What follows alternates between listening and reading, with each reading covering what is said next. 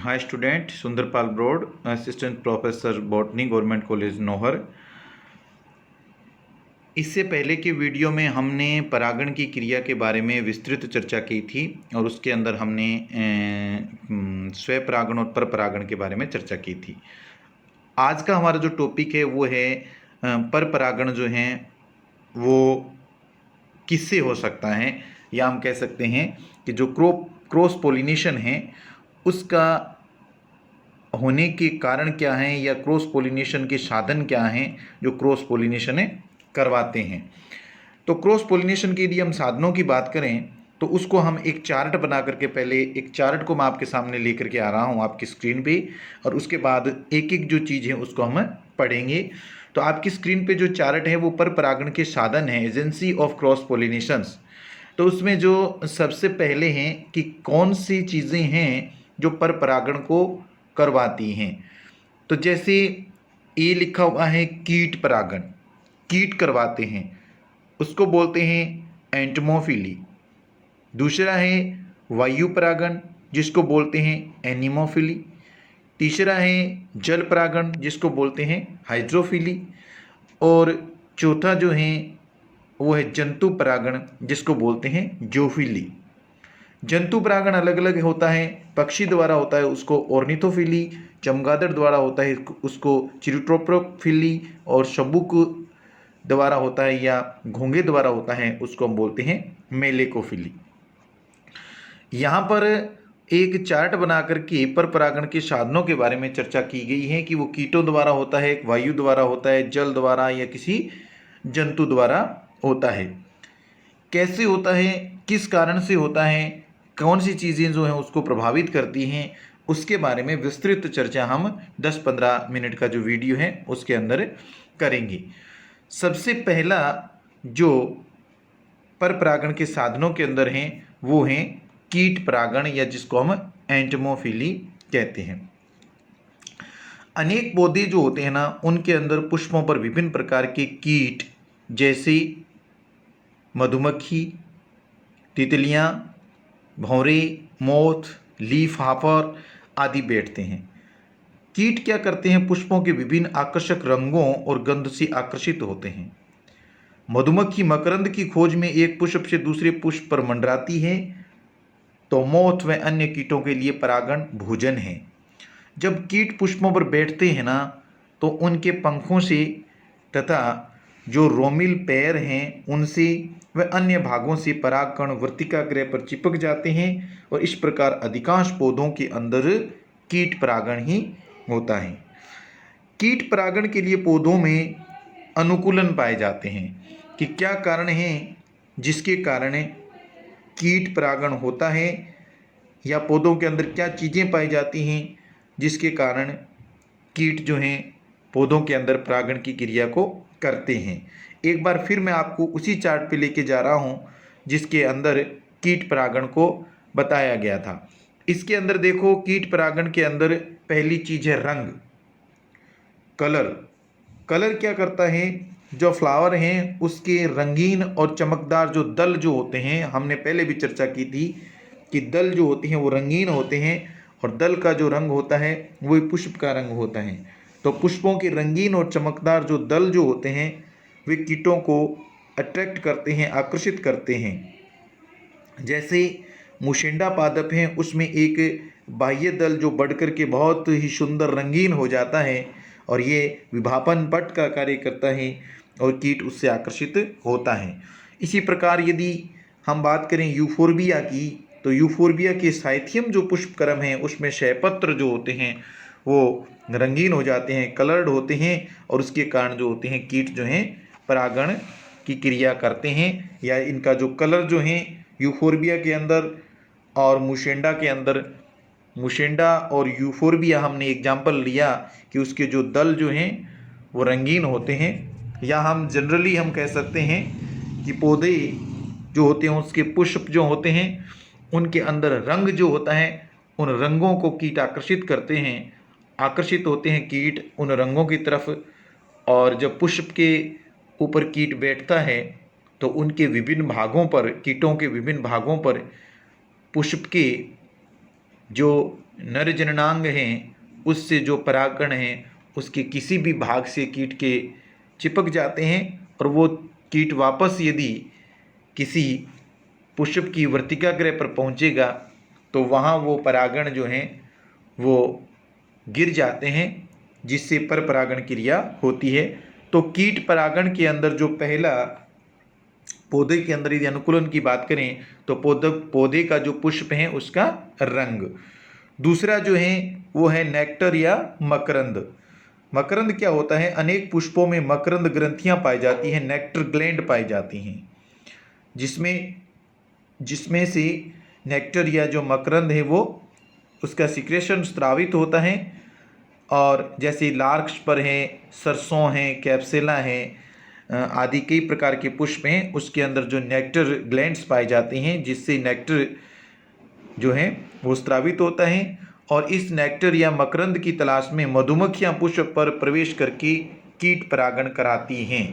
तो मधुमक्खियां जो होती हैं वो मीठा रस मकरंद पुष्प से लेने के लिए आती हैं और उससे पुष्प के जो परागण हैं वो उस मधुमक्खियों पर चिपक जाते हैं और वो एक स्थान से दूसरे स्थान पर चले जाते हैं।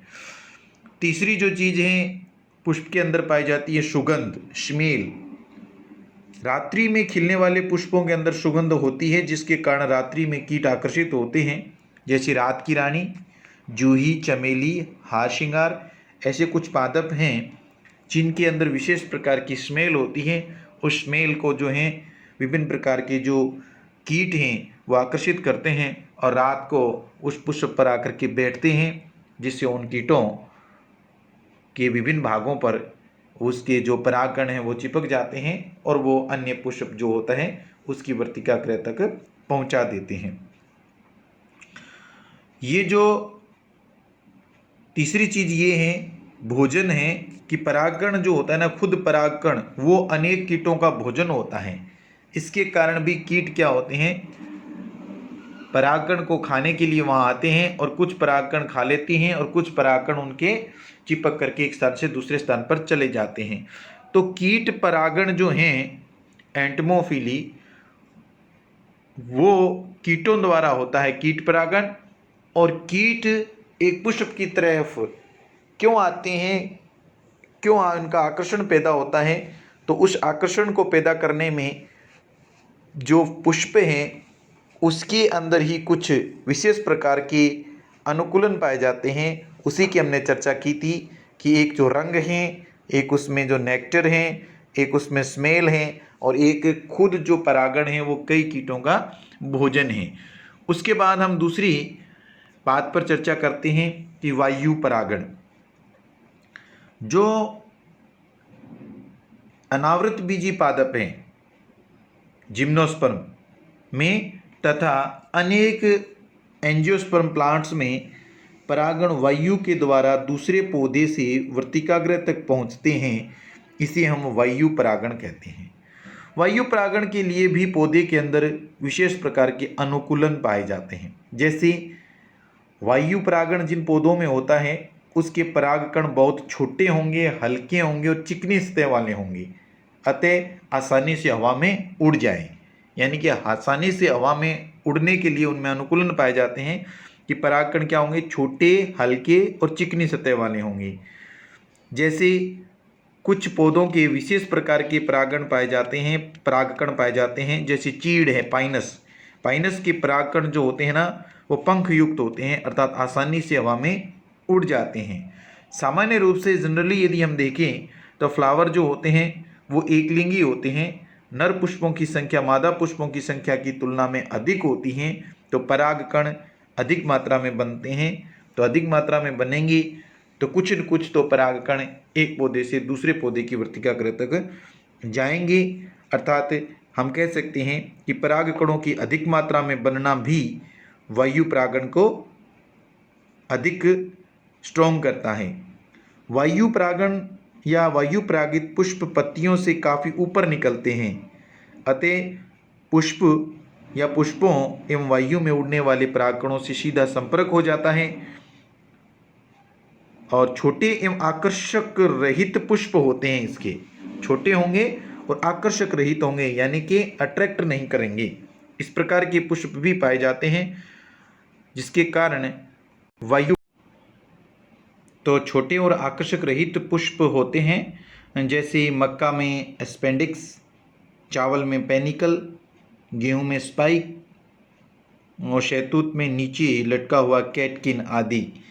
तो वायु परागित पुष्पों के अंदर है ना, दल पुंज छोटे, रंगहीन, प्राय हरे या सफ़ेद होते हैं और इसमें मकरंद ग्रंथियों का अभाव होता है, सुगंध नहीं होती इनमें। वर्तिकाग्र बड़े होंगे, रोमिल होंगे, पंख युक्त होंगे, जो परिपक्व होने पर क्या करेंगे, पुष्प से बाहर निकल जाते हैं और इस पर परागण जो परागकण है वो उलझ जाते हैं। पुंकेसर जो होते हैं ना, उसके पोतंतु लंबे होंगे और पुष्प से बाहर निकलते रहेंगे और उसमें जो स्फुटन होगा, जिससे परागकण वायु में उड़ते रहते हैं। आगे हम चर्चा कर रहे हैं जल परागण की। तो जल परागण क्या होता है, जिसको हम बोलते हैं हाइड्रोफिली। अनेक जो जलीय पादप होती हैं उसमें परागकण एक पौधे से दूसरे पौधे तक जल के द्वारा पहुंचते हैं, तो उसे हम क्या कह देंगे, जल परागण कहते हैं। और जल परागण के अंतर्गत आवृतबीजी पादपों की अनेक जातियां जल में पाई जाती हैं और बहुत ही कम जलीय पादप हैं जिनमें जल परागण होता है। अधिकांश जलीय जातियों में पुष्प जो होती हैं वृंत युक्त होती हैं और पुष्प जल के बाहर स्थित होती हैं और इसमें वायु और कीटों द्वारा ही परागण होता है, अर्थात जल द्वारा परागण की क्रिया बहुत कम पादपों में होती हैं। वेलिसनेरिया में जल परागण होता है। एग्जाम्पल के तौर पर वेलिसनेरिया जो होता है उसमें जल परागण होता है। उसके जो पुष्प जो होते हैं वो जल में डूबे रहते हैं, परंतु लंबे होकर जल की सतह पर आ जाते हैं और जल पर स्थित परागकण को मादा पुष्प, जो जल के ऊपर स्थित जो परागकण है उसको फिर मादा पुष्प जो है ग्रहण कर लेता है। जो जल परागण की क्रिया जो होती है हाइड्रोफिली, ये इंपॉर्टेंट है और इसके क्वेश्चन पूछे भी जाते हैं और इसके एग्जाम्पल क्या है, वेलिसनेरिया है। उसके बाद नेक्स्ट आता है जंतु परागण या जूफिली। कुछ आवृतबीजी जो पादप हैं उनके अंदर परागण की क्रिया जंतुओं द्वारा होती है। ये क्रिया जो होती हैं, जो चिड़िया है उससे भी हो सकती है, चमगादड़, गिलहरी या जो घोंघा वगैरह हैं या सर्प द्वारा होती हैं। तो जंतु परागण को कई भागों में बांटा जा सकता है। जैसे पक्षियों की हम बात करें तो चिड़ियों द्वारा जो होता है उसको पक्षी परागण कह सकते हैं। पक्षी परागित जो पौधे होते हैं उसमें नर तथा मादा जन्नांग पुष्प से बाहर निकले होते हैं और इन पुष्पों में मकरंद अधिक मात्रा में बनता है। तो मकरंद के कारण क्या होता है कि पक्षी जो होते हैं ना वो आकर्षित होते हैं, इसको हम पक्षी परागण या ऑर्निथोफिली कहते हैं। यदि एग्जाम्पल की बात करें तो बिग्नोनिया है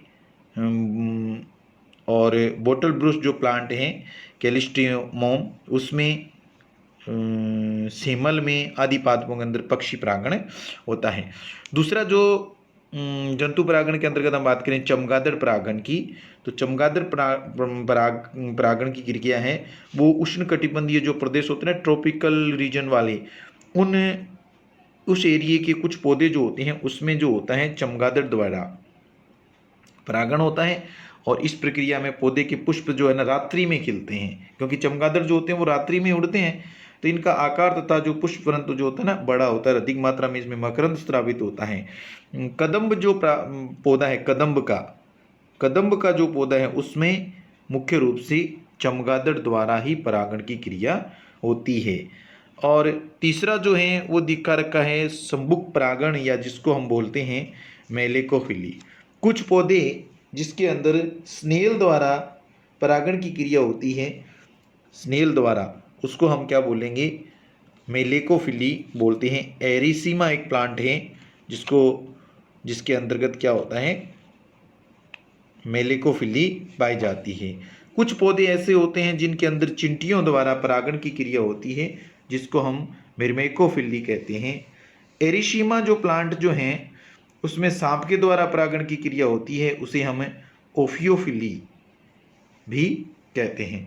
तो कुछ पादप ऐसे हैं जिनके अंदर जैसे कदम है उसमें चमगादड़ द्वारा, और जो एरिसीमा है उसके अंदर सांप या सर्प द्वारा जिसको ओफियोफिली भी कहते हैं, और चींटियों द्वारा जो परागण की क्रिया होती है उसको हमें मिर्मेकोफिली कहते हैं।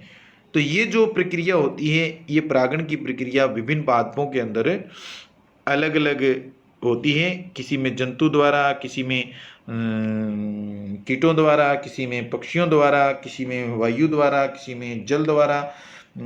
तो इस प्रकार की जो प्रक्रिया होती है, इस संपूर्ण प्रक्रिया द्वारा एक परागण की क्रिया होती है, जिसमें मुख्य रूप से हम पर परागण के बारे में आज चर्चा की थी। ये इंपॉर्टेंट टॉपिक है, इससे रिलेटेड क्वेश्चन आपको एग्जाम में जरूर पूछे जाते हैं। इसको अच्छी तरह से वीडियो को देखिए, बुक्स में भी मिलान कीजिए, इसको पढ़िए। Thank you student.